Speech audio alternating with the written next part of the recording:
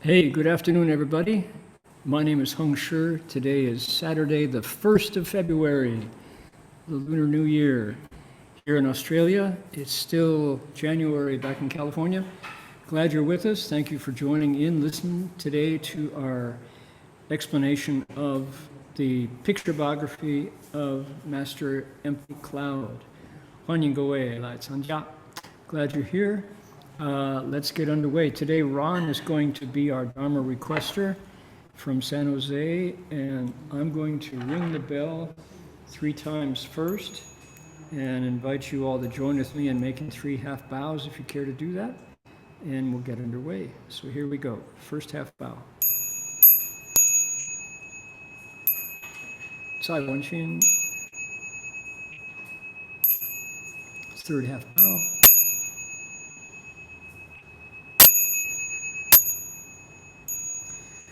Okay, Ron, if you'd like to request Dharma, please go ahead. 恭敬大德三听，为四法为记一切众生，经转妙法轮，教导我们如何了生脱死，离苦得乐，速证无生。Will the Sangha with great virtue, out of compassion, for the sake of this assembly and all living beings, please turn the wonderful Dharma wheel to teach us how to leave suffering and attain bliss, and end birth and death, and quickly realize non-birth. Namo tassa bhagavato arahato samma sambuddhassa. Namo tassa bhagavato arahato samma sambuddhassa. Homage to the blessed, noble, and perfectly enlightened one. Homage to the blessed, noble, and perfectly enlightened one. Namo sadanto suchedoye alahadi samyao sambuddhoshe. Namo sadanto suchedoye alahadi sanmyo sambuddhosye. 无上甚深微妙法，百千万劫难遭遇。我今见闻得受持，愿解如来真实义。Supreme and wondrous Dharma, subtle and profound, rarely is encountered even in billions of eons. But now we see and hear it and accept it reverently. May we truly understand the Buddha's actual meaning. All right, Ron, we appreciate the Dharma request. We'd like to acknowledge country as we go ahead here to say that the Kumbumeri people of the Ugambi language region, we respect them as traditional storytellers and custodians of the land where the monastery is located. Pay our respects to their elders past, present, and emerging, and to all First Nations people whose sovereignty was never ceded. And 我们恭敬地承认与刚被彝族的贡布马里人，他们是这里这个济南法界大厂所在地的传统叙事者和守护人。我们向过去、现在和未来的长者们致敬，并且向所有从来没有放弃主权的第一民族的原住民致敬。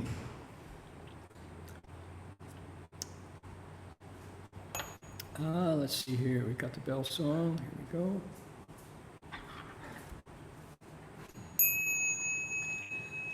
Bell sound wide resounds throughout 100 million worlds. The Buddha's law is heard and spread all throughout the triple world. The wondrous sounds that everywhere fill the Dharma realm with peace.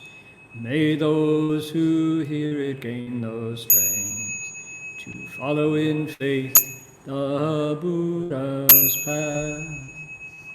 众生传3000劫内，佛法扬万亿国中，共训其法界和平，第一宝贪我厚德。Okay. Now, one of these days, I'm going to learn the Chinese version of the bell song and just see if I don't. What you're looking at on your screen, everybody, is the audience at Berkeley Buddhist Monastery for Lunar New Year's. And Happy Year of the Snake to everyone. This gathering happened 2 days ago, and you can see there's 90 folks. We looked at every face, and many of these individuals have been with us from the beginning of the Berkeley Monastery, 1995. You can see there are some very young ones down below who weren't alive in 95, they're just brand new. That's our future community. And happily, there's lots of, in between, lots of vital adults who are carrying Master Hua's vows forward. Now, this being Year of the Snake, I thought it'd be good to show everybody how we celebrated Lunar New Year's in Australia. That is to say, 10年吉祥. This is, and you can see the little snake is saying, hi, hi there.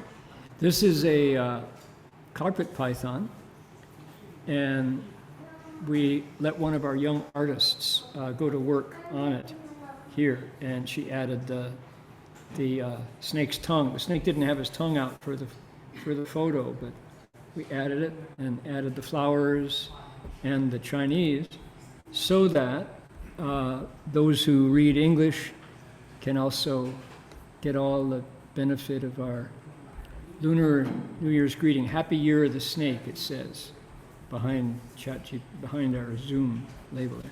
So this is a sign of the times. People looked at this and said, is that AI generated? That snake can't be real, can it? So I thought, yeah, actually it can. Here it is. This is the original photo that that was the background for our greeting. And the next question that people asked was, is that snake poisonous? And we had to correct them. Poison comes in through the mouth. Venomous is what you mean when it comes in through the fangs. And in fact, this is a very real carpet python. Her name is Fractal. At the time of the photo, Fractal was 7 years old, spent most of her life inside a terrarium, and owned by one of our disciples here who is the owner of the Fractal and the custodian of Fractal, right? So the partner. Now, just some people say, oh, Australia, you don't really get that close to snakes, do you?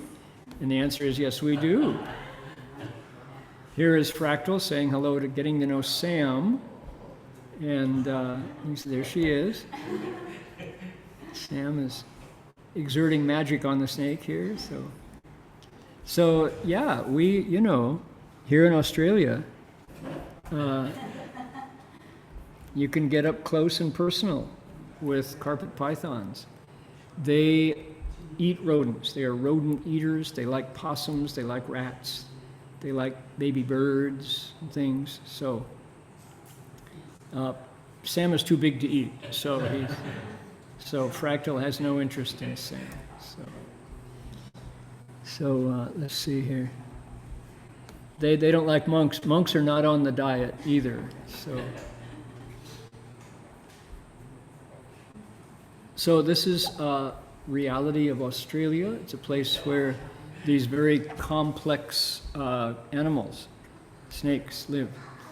Not all snakes are that approachable. There are also some very, very toxically venomous snakes in Australia. And the rule is, unless it's a carpet python and it's your personal pet, don't try to pick up a snake and certainly don't threaten it. Stand still and let it quickly go away, as it will. They're not interested in us unless we're there to feed them. So it's a good idea to simply let the snake go on by, and they will. We don't have to freak out, don't have to react.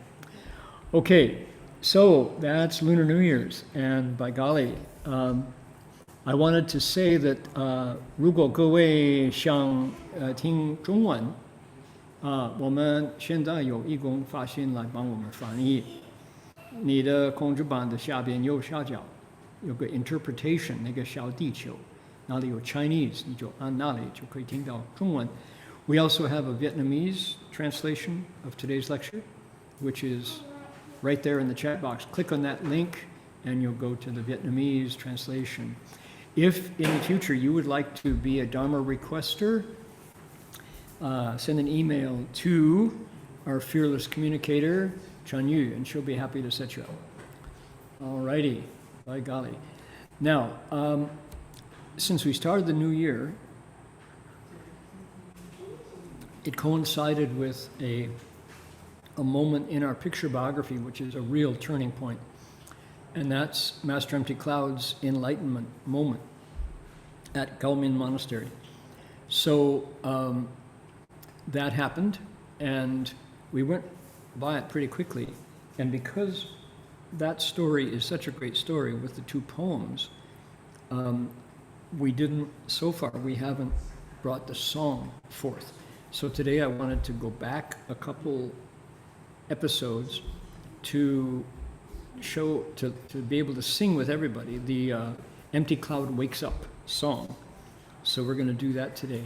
Then last week we had this incredible dramatic moment where Master Empty Cloud, never having met his mother, she died in childbirth, and he wanted so much he made vows around repaying his mother's kindness. That was a major motive for his whole life, was wanting to say thank you to his mother, and if possible, to see her face. That was his, and she's already passed on. How do you do that? So that's how many, countless millions of filial children have said, if only I could see my dear mother, father, brother, relative one more time, right? Had that thought. But how do you do it? How do you go past the grave? That's the big question. So Master Empty Cloud, in our episode last week, had a method which was bowing to the Sharira at King Ashoka Temple, Ayu Wangsi, the Shulizi. They're specially magical Sharira, these relics. And Master Empty Cloud made vows around those relics. One of them was, if you bow to them, there can be a special response. The other is you burn off a finger in front of the Sharira at King Ashoka Temple, and things can happen. So we're not at that point yet, and that's going to be next week's lecture. We have to be very careful about that, because it's, number one, illegal to maim your body in the name of religion. Also, it's open to misinterpretation, and people who are not doing it for the right reasons, or doing it for the wrong reasons specifically, can bring a lot of disrepute to Buddhism. People say, wow, those Buddhists, they self-immolate, right?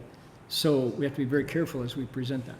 Meanwhile, the bowing to Sharira, as he did 3,000 bows a day, and we did the math and came up with some incredible speed by which he has to make a full prostration to the ground and stand up again. He did that, and then one night was outside at the Fang Sheng Chi, the Liberating Life Pond outside Ayu Wangsi, King Ashoka Monastery, and a dragon came down to see him, right? So this is, and the dragon carried him off to where he could see his mother's face. Now, that's what happened. We want to go back and retell this story of his enlightenment, introduce the song, and then talk about Sharira, particularly the Sharira at King Ashoka Temple, because I've had personal experience with the Sharira as well as many of our listeners, and I wanted to share that. So we're going to look back a couple weeks today just to catch up on these incredible turning points in Master Empty Cloud's life. Okay, so let's start here again. We'll retell the story and then sing the song. So here we go. We're back 2 weeks in our lecture series episodes, but it's worth retelling. Ready?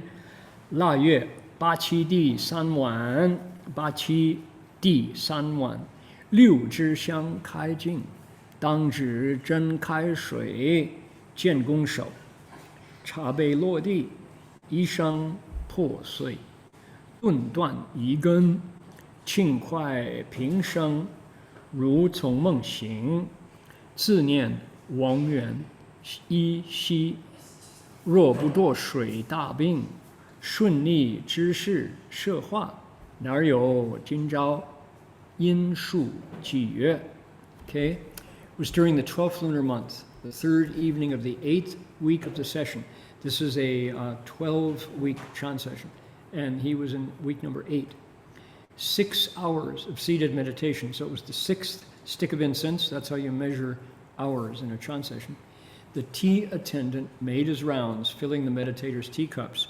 Probably a young monk, probably half awake, half asleep. The tea kettle, the hot water kettle, it's not a tea kettle, it's hot water. The monks have tea leaves in the bottom of their cups, and the attendant just comes by and puts in hot water. So those tea kettles are very heavy. The bottom is charred black because it's wood fire. You can probably visualize it. It's a cast iron kettle, and it's hot when the water's hot. So the monk probably had a big piece of cloth between his hand and the handle of the kettle. So for all these reasons, he splashed water out of the kettle onto Master Empty Cloud's hand. The teacup fell to the ground and went crash. And the sound of that, plus all of the states of meditation that he had been going through, because of his illness, because of falling in the river, all of the things that brought him to the edge of his own mind broke through. All of the ways of talking about it, they say the Hei Qi Tong Po Sui, Po Ban Can, breaking through the black lacquer barrel, success in your fundamental investigation, all the ways that people talk about the enlightenment experience, it all came to fruition. In that instant, he was enlightened. Joyous beyond words at having fulfilled his lifelong ambition, felt as if he just awakened from a dream, saw the conditions of the past that led him to today. If he had not fallen in the river, if he had not been gravely sick, if he hadn't been beaten with the incense board at Gaomin Monastery, how could this present experience have been possible? So he wrote 2 verses as a response. Shifu said, 大丈夫能事毕业. Just like that, the great hero's work was now accomplished. The verse goes, 北自普落地，相声名利利，虚空粉碎也，狂心当下歇. The cup hit the floor with a ringing sound that echoed in the air. Empty space, too, broke to bits. My mad mind stopped right there. 汤之手打碎杯，家破人亡玉难开。春到花香处处休，山河大地是如来。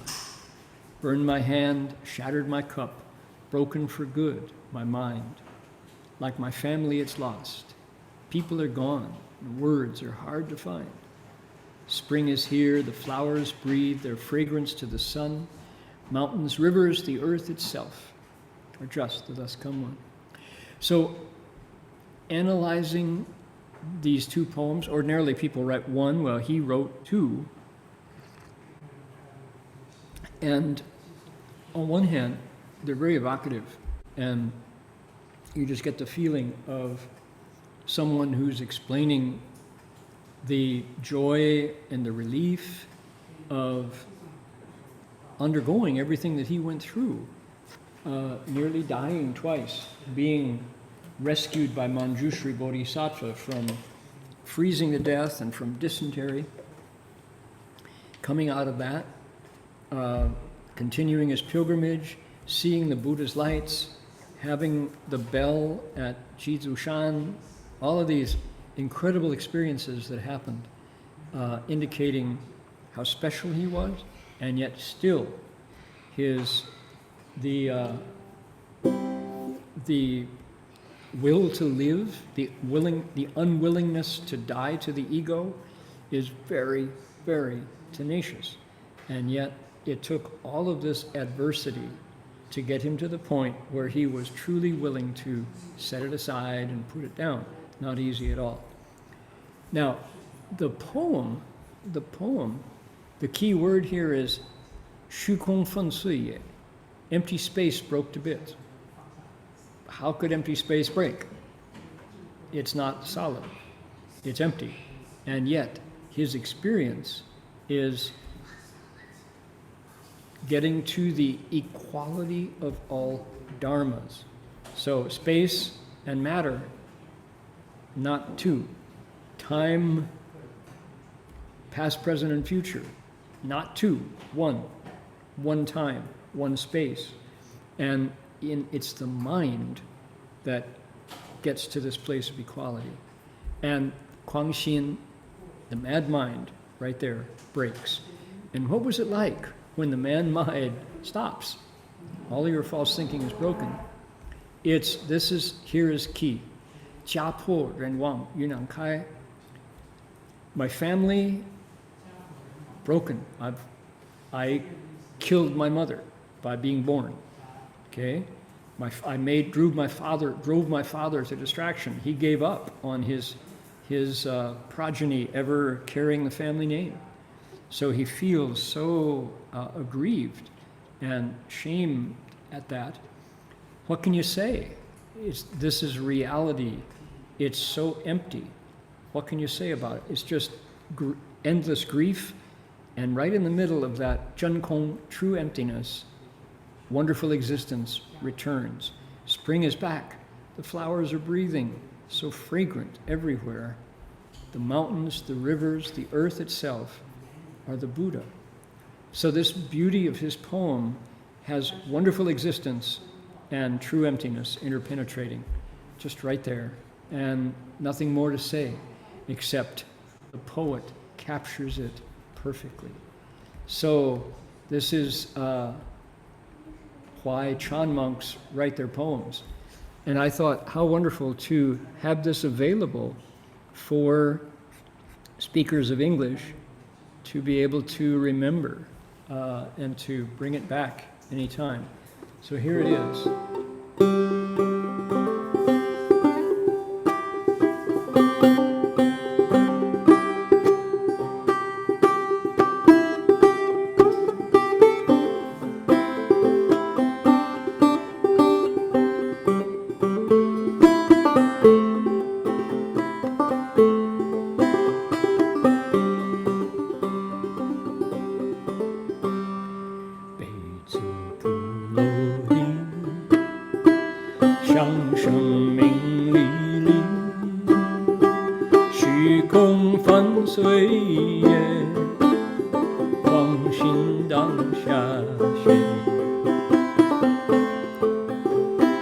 We're going to do that 3 times. That's the chorus.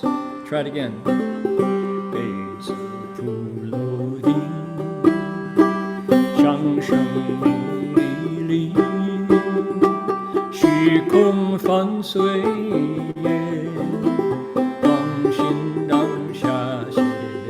That should be xie. Let's get it correctly. No typos in our song. There we go. All right. Cup hit the floor with a ringing sound that echoed in the air. Empty space broke cubits and my mad mind stopped right there. Chorus, here we go.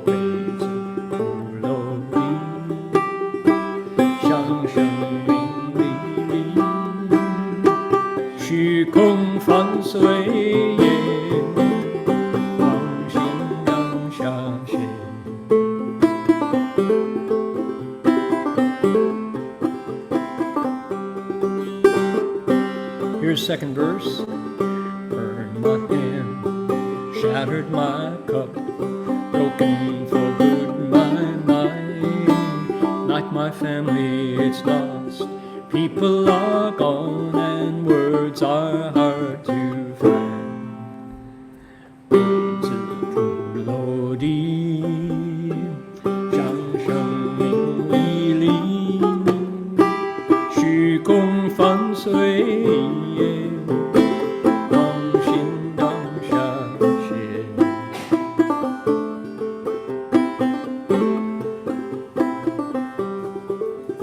Okay, and the last verse goes, spring is here, flowers breathe their fragrance to the sun. Mountains, rivers, the earth itself are just the dust come on. Last chance, here we go.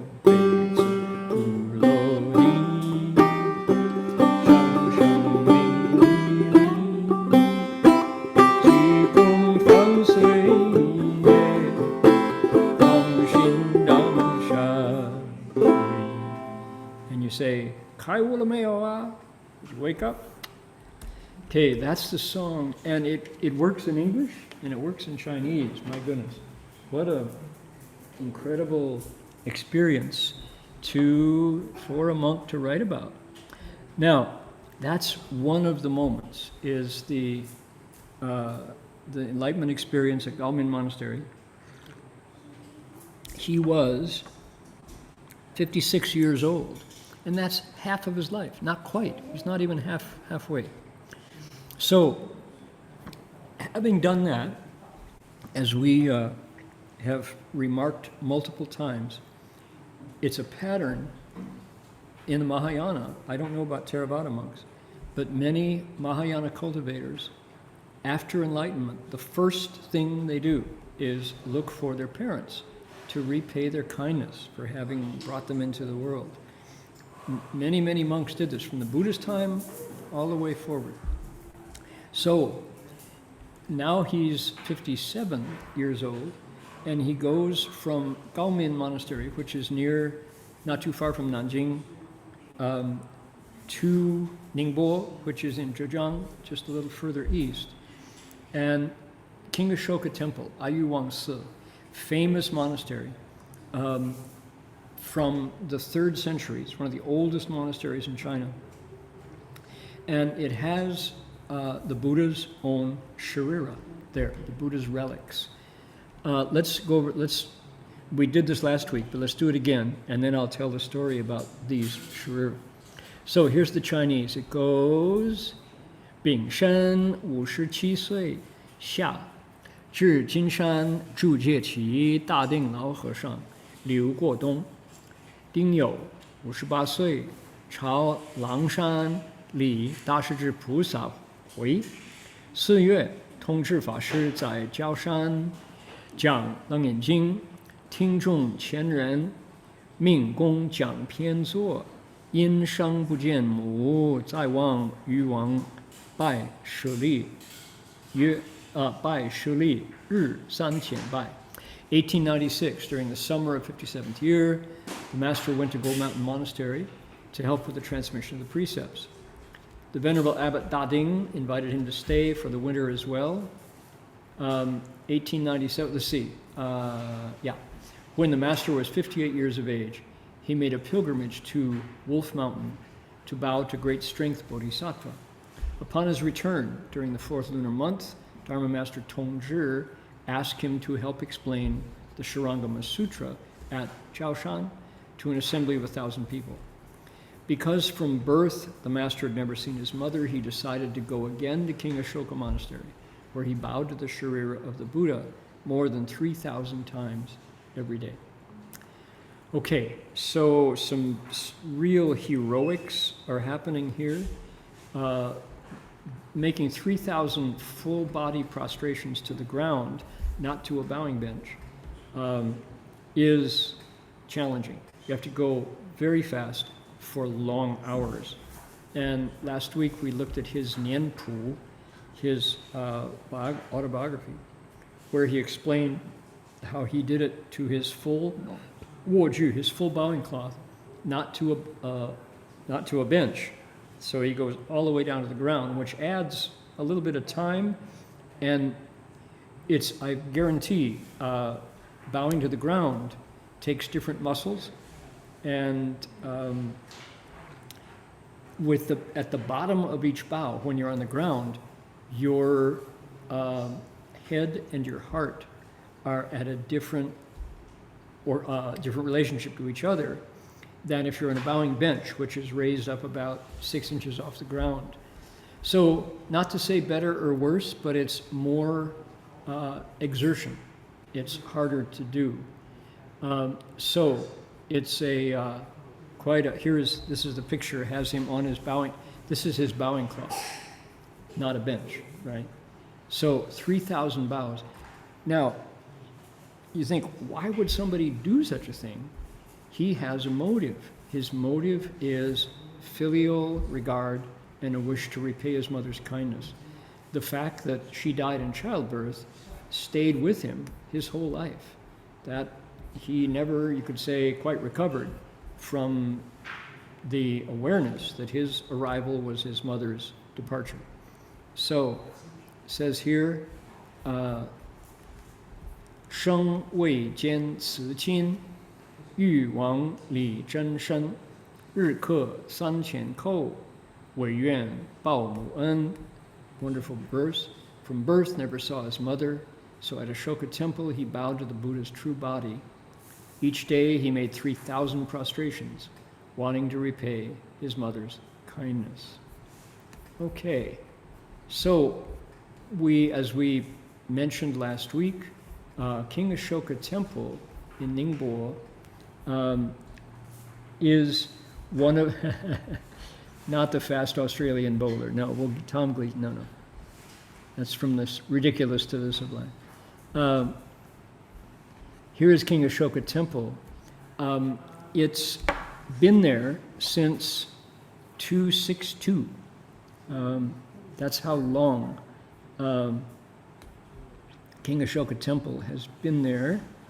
And I did some research into the relics and came up with a very interesting blog of somebody who also also went to bow. Let's see, here we go. Yes. Okay. Here we are. Last week we, 282 was established in 282. So it's, 1,800, almost 2,000 years old, not quite, under the Western Jin. It's been, here it is, you can see in the map where that red dot, there you go, that's Ningbo. Ningbo is one of the places you get on a ferry to go to Putoshan, so it's, it's on the coast. The story about King Ashoka Temple is that, let's see here,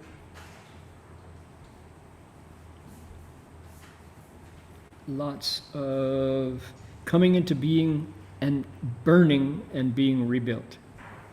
It has a famous pagoda that looks like this. And it also has some wonderful scenery. This is the pond by which Master Empty Cloud sat. That's where he sat, where the dragon came down to carry him off to see his mother. That's the Liberating Life Pond. The Sharira Pagoda, this is the Pilo of the main gate. Okay. At one point, King Ashoka, the famous compassionate emperor of India, gathered together Sharira of the Buddha that were still around. King Ashoka was a couple centuries after the Buddha. He distributed the relics that were found in the Buddhas, the the ashes of the Buddha's cremation fire, and the Buddha entered nirvana. He gathered together these relics and sent them out to the world along with stupas to protect the Sharira, and the stories of these Sharira, the miracles around them, have been carried on for 2,000 years since these relics went out. They are miraculous. There's all kinds of incredible acts of healing and releasing light and deciding wars, bringing peace. Sharira, actually, interestingly enough, in San Francisco, at the top of the San Francisco Buddhist Temple, the very first institutional Buddhist monastery in America is from the Jodo Shinshu, the Pure Land school from Japan, came to San Francisco in 1893, I believe, 1893. And on the roof of the San Francisco Buddhist Temple is one of the Buddha's Sharira. There's a stupa there to worship it. And the story goes, and this is what Master Hua said as well, he said, wherever a true Buddha's Sharira exists, where it stops, for 200 miles around there will be no major disasters, goes the episode, there goes the story. Now, did the Sharira come in 1893? People think, well, the Great Earthquake was 1908. Well, so let me tell you. So the Sharira came later, came after the earthquake. It came to prevent the next earthquake. So Master Hua had a lot to do with that. But just to say, there's all these stories about Sharira and all the magical events that happen around them. So one of those Sharira came to King Ashoka Temple. When the Sharira arrived, the temple got its name.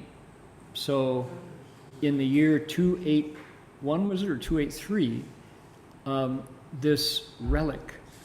And what is a Sharira? What's a relic? It looks like a crystal to some people. It looks like a green bean to other people. It looks like a rainbow to other people. It's a small, kind of like a stone that would come from a large wedding ring. That's sort of the size of it. People who have been to the city of 10,000 Buddhas, on our festival days, we open the Buddha's Sharira Hall. It's in the wordless hall, the Wuyentang at CGDB. People can go and bow. I think many people here listening today have had that experience. We have Buddha's Sharira. They're much, much smaller. And we also have Master Empty Cloud's Sharira, which are much bigger, and Master Hua's Sharira there as well. So if you've seen Buddha's Sharira, it's quite marvelous, quite wonderful. So the Sharira that made it to King Ashoka Temple are famous. Over time, many, many miracles have centered around people who make vows in front of those Sharira, or who bow, or whatever. Now, the story goes that if you go to Ayuwang Si, King Ashoka Temple, and go up, you have to get permission, because this is it's hard to describe, it's a semi-public sacred site. In Europe, people know about Lourdes, Lourdes, famous miracle site, and there are other miracle sites, the miracle of Fatima, and all kinds of wonderful stories centered around Catholic saints. Well, Buddhism has its sacred sites. And if you come to King Ashoka Temple, you let the monk know that you'd like to make a vow, and he allows you, he approves. You go into the Shuli Tang, you go up a staircase, and there's a wooden door, and you go into this special hall. Now, there's carpet on the floor, which is unusual in a Buddhist monastery. You take off your shoes, and on both sides of the hall are large Tripitaka cabinets where the Dazangjing, where the Buddhist canon is held. And these are big, tall, full-length wooden cabinets. So it's a very solemn atmosphere inside. The air is different, very quiet, very still and calm. And you're walking around in your stockings, and it just feels different inside. So you go in, and the scent of incense fills the room, and there's an altar. You come around the side, and so the monks are, depending on your conditions, if you have the affinities, and the monks see that the situation allows you to make your vow or to pay respects, they bring out the Sharira pagoda, which the Sharira container looks like this. This is, the camera is very close to this. It's not this big. From my picture of it, looks really big, right?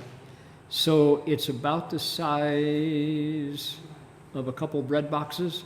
Anybody have bread boxes anymore?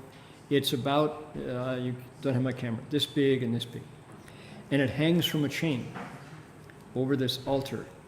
You offer incense to the censer and then kneel down on a kneeler, and the Sharira is hanging from a chain in the ceiling, and you apply your eye to a grate.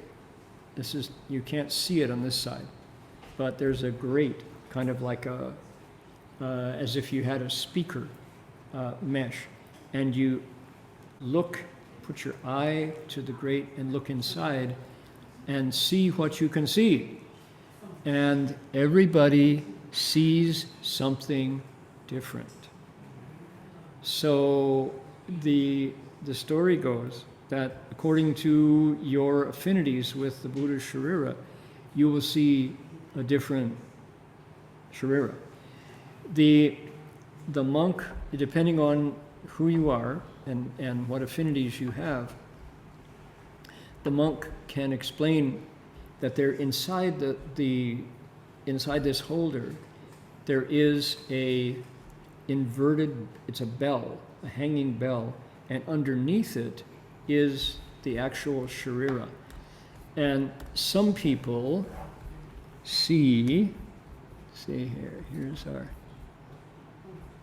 that's the entrance, that as you come in, this is you walk in here and then go up the steps and into the hall with the Sharira. Now, Master Empty Cloud bowed to this 3,000 times a day. And you'll recall the story last week where he said he saw something at the start of his vow that was different from what he saw after bowing for 2 weeks. He bowed for a fortnight. And the Sharira had changed. It was different at that point. Now, I found this very interesting website.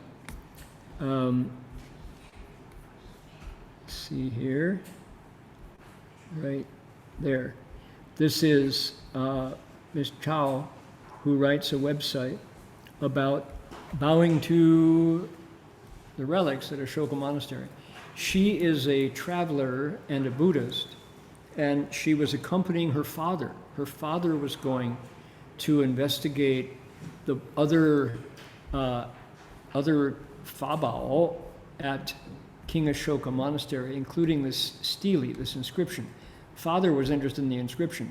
She simply went to accompany him, and also the Buddha's footprint, and kind of stumbled in to, here's the Sharira, King Ashoka Temple, King Ashoka Monastery.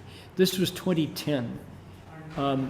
I will tell you that it has, here we are.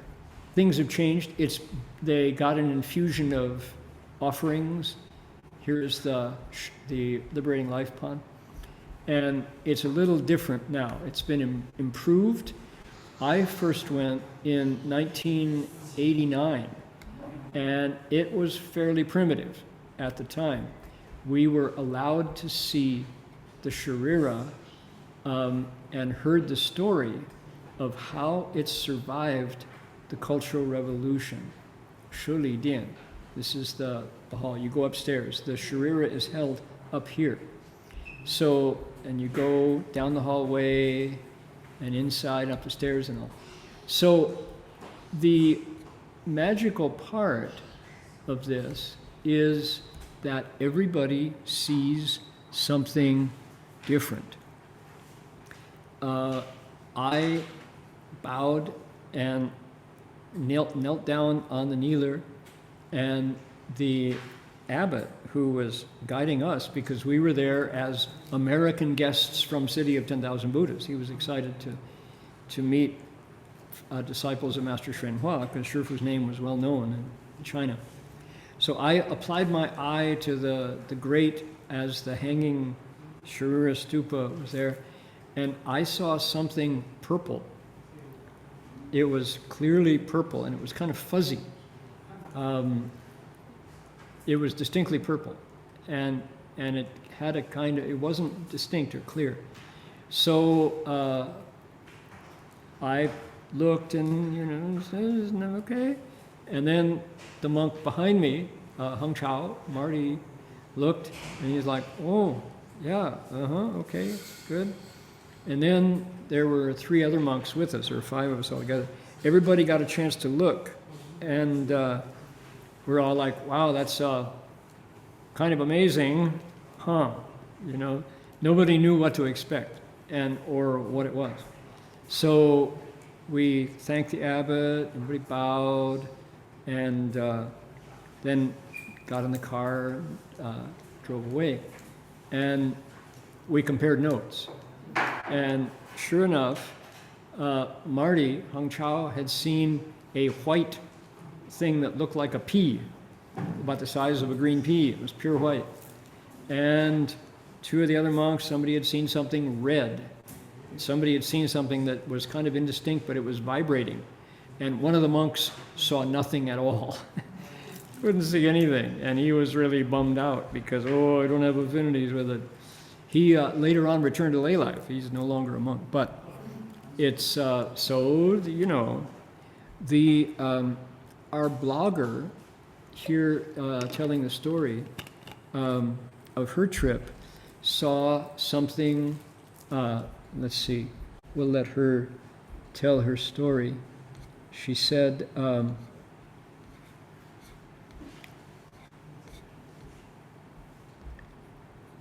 everyone sees the relic in different colors. In our group, yellow, white, blue, green blue, like the Earth seen from outer space, like crystal. She saw shimmering silver color with a golden glow like a pearl. The old Japanese monk saw a rainbow color. It's not a human bone, but a tiny sphere-like relic stone. So everybody this is a blogger who tells the story. For people who want to catch it, I'll put it in the chat. Chun Yu can send that out to anybody who wants to see it. So the point is that this is a living phenomena. This is a truly something that carries down from the past. Science can't explain what's going on with Sharira. They, in the Tibetan Buddhist world, in the Vietnamese Buddhist world, they make a big deal out of Sharira. Over the years, I'm fascinated by Sharira. When I did my pilgrimage, Master Hua gave myself and Marty Hong Chao 3 tiny Buddha's Shariras that had come from Sri Lanka. Now, were they part of King Ashoka's original stash? Nobody knows. They weren't named that way, but they were guaranteed to be Buddha's Shariras. And Marty and I put them in a small pill bottle and stuffed it with cotton and put it inside our pack along with the Avatamsaka Sutra that we bowed with. So I carried on my back 3 tiny, just like, smaller than a BB size, pure white Buddhist Shariras. And they bowed every bow of 3 steps, 1 bow on our pilgrimage. And of course, there's the story goes that if you are really sincere, Sharira are said to regenerate themselves. They will grow and multiply. So if you start with 1 and you're really sincere as you bow to it or cultivate it, you can get them to change and to grow and to multiply. You'll start out with 3, and then you'll have 9, and you'll have more.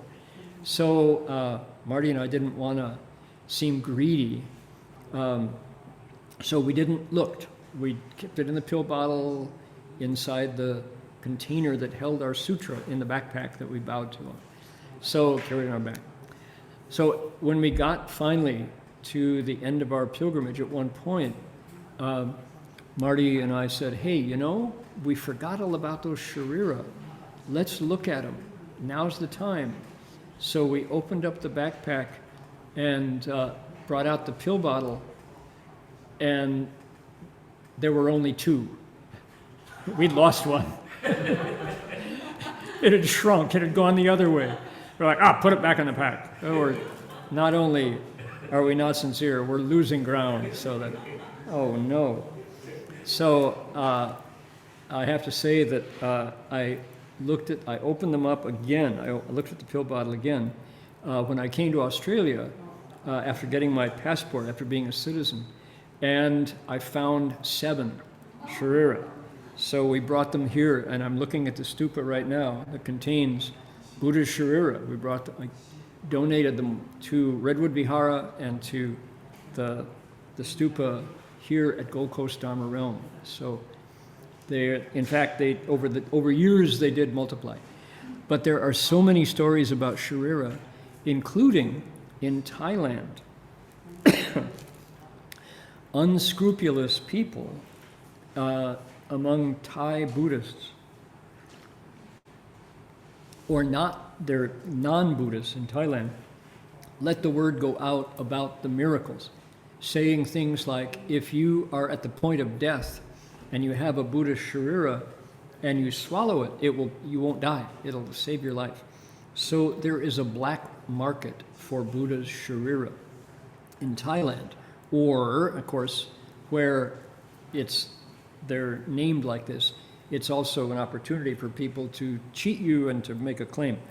So knowing it's the case that when monks are cremated in Thailand, sometimes as the ashes of the fire, of the cremation fire, are opened, people will storm the cremation stupa and steal all the ashes on the hope that inside there will be Sharira, knocking the monks over and even pulling guns on the monks to steal the Sharira to be resold on the black market. It's an incredible, scandalous moment. So when the Venerable Ajahn Chah was cremated, in the days surrounding his cremation, 500,000 Thai devotees paid their respects, including the King of Thailand, came to pay his respects. So this was a big, big, big deal.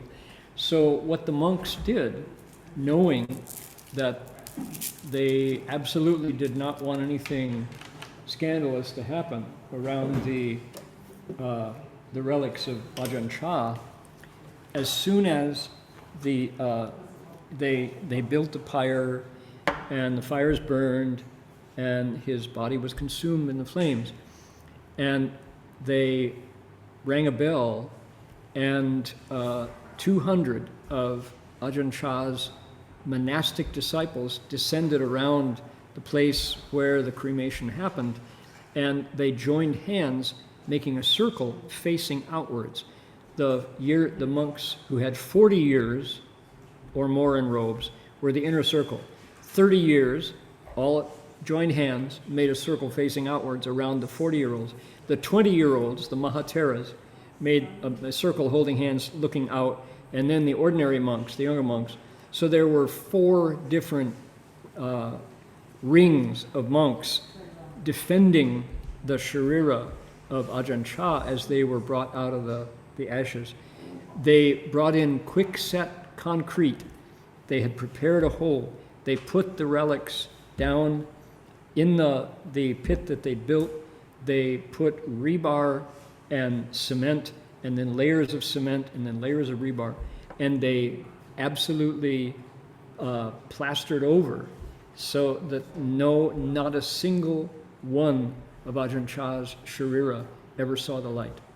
And they said that's the fairest way, that he belongs to the planet, he belongs to the world, and we're letting all living beings benefit from his sharira. No individual is going to have a single one of his sharira. The only way they had to say that so that nobody could make the claim, I have one of Ajahn Chah's shariras. The whole world knows that they were buried and it's permanently in the ground. So we didn't do that with Master Hua's sharira. They were sent out to the 28 monasteries, including here at the Gold Coast Dharma realm. If anyone says to you that they have a special sharira of Master Hua, it is not true. They do not exist outside of the little tiny sharira stupas in the branch monasteries. Not for love, not for money, can you obtain one of Master Hua's sharira. They don't exist outside of the monasteries. Same with Ajahn Chah. So Ajahn Chah's are buried, ours are enshrined in the monastery. So they are not a single private individual has one of those relics. So people go crazy. Their eyes turn red and they get very greedy for magical sharira. So if you have a chance to go to King Ashoka Temple to bow, it is a remarkable, splendid, magical experience. It's an available miracle site. So here's our chance to do something miraculous with our minds. The source of those sharira, that's to recite Medicine Buddha's mantra. Dedicate your merit for the benefit of the world. Here we go.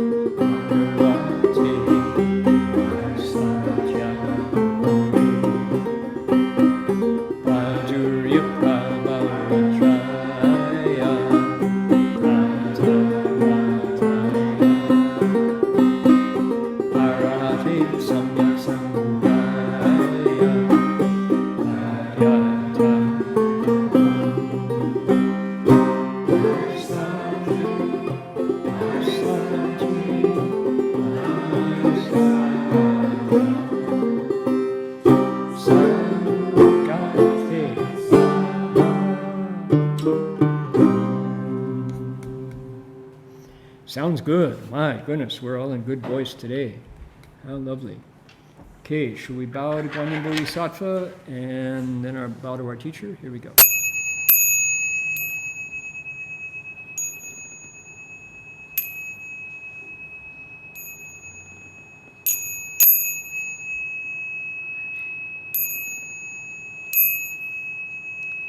Bow in respect to the Venerable Master.